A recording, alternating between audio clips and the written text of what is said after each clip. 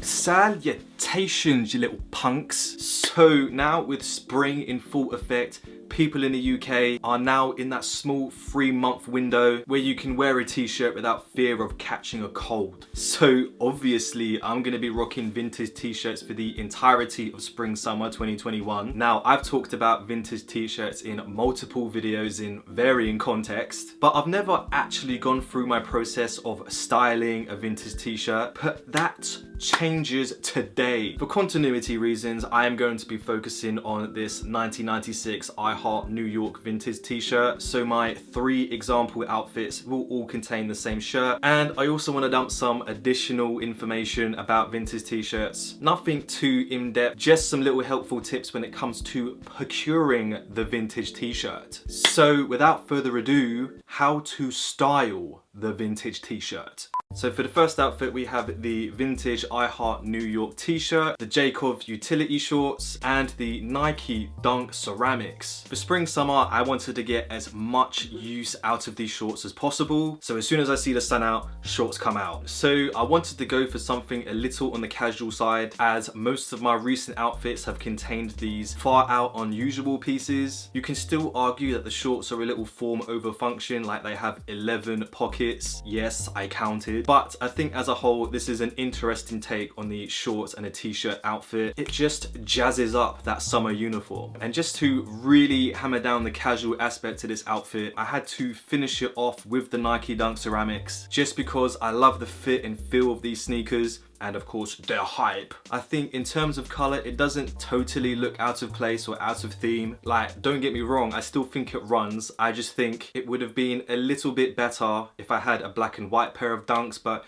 you've just got to work with what you've got. And for the second outfit, we've got the vintage t-shirt, but this time tucked into a pair of vintage D&G jeans. And we've also got some combat boots tucked into the jeans as well. It's a real tuck fest. So this fit is a little more out there. It's still jeans and a t-shirt, but I've added a little bit more of my personal style into it. For example, to change up the form of the t-shirt, I've used the French tuck, which means I've just tucked a little bit of the t-shirt into the front of the jeans just to show off the belt and given it a little bit of a cropped look. It's also worth noting that this outfit is prime for layering, so if the weather does turn, then I can just throw on the sangiev sweater and the outfit will still run. But oh man, these jeans. I thrifted them the other week and noticed that they had a cargo-esque feel to them, so I just ran with that aesthetic and treated them as cargos. I love the details in the trousers. You can tell D&G slapped on some military inspired details, so I just lent into that theme with the military boots. I've tucked in the jeans into the boots just to give the fit a bit of waviness, giving it a little bit of a military vibe, but keeping it on the casual side of things when you look at the outfit as a whole.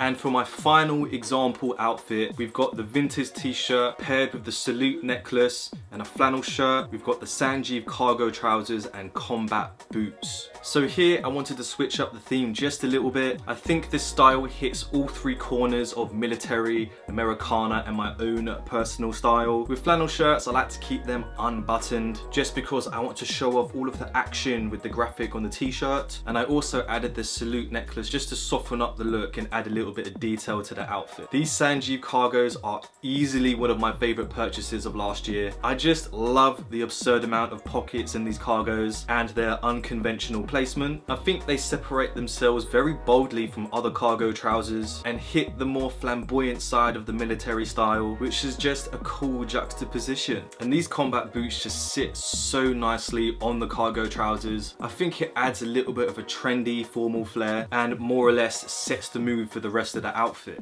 So normally I would end a how to style or an outfits video there, just showing you a few examples of how I would personally style a vintage t-shirt. But if you're new to vintage t-shirts and you don't really know where to start, what to look for, then don't worry fam, I've got you. I'm just going to give you some basic information on vintage t-shirts that you may find useful when it comes to procuring the perfect t-shirt. So picking the right t-shirt for you, what's that about? The good slash bad thing about vintage t-shirts is that they can come in all different shapes and sizes. Like when people put their extra large t-shirts in the wash at boiling point for years on end and end up with something that's a wide body still, but shrunken enough to make it a size medium, which is something we like to call the boxy fit. And some vintage t-shirts are lucky enough to be worn without consideration for their well-being. Some tees can end up with rips, holes and tears. It's not ruined, we call it distressed or thrashed. Another thing to take into account when it comes to shopping for vintage t-shirts is the age of the t-shirt. If that matters to you, then there are two quick, easy ways to carbon date a t-shirt when you're at the thrift or a vintage store. One way is to check the neck tag. Most vintage t-shirts will be printed on blanks such as Hanes,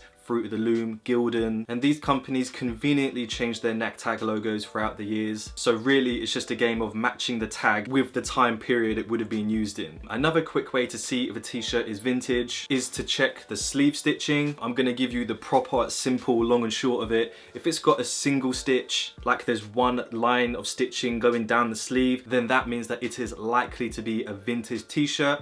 Just because, quick history lesson, all t-shirts used the single stitch method up until the early 90s where they changed it to the double stitch. So any t-shirt with a double stitch is probably from the early 90s all the way up to modern day shirts. So single stitch, vintage, double stitch might still be vintage, but could also be a shirt that was constructed yesterday. Like, you just don't know unless you check your tags. Actually, vintage t-shirts can also be within the price range of £1 to over £1,000 depending on what it is.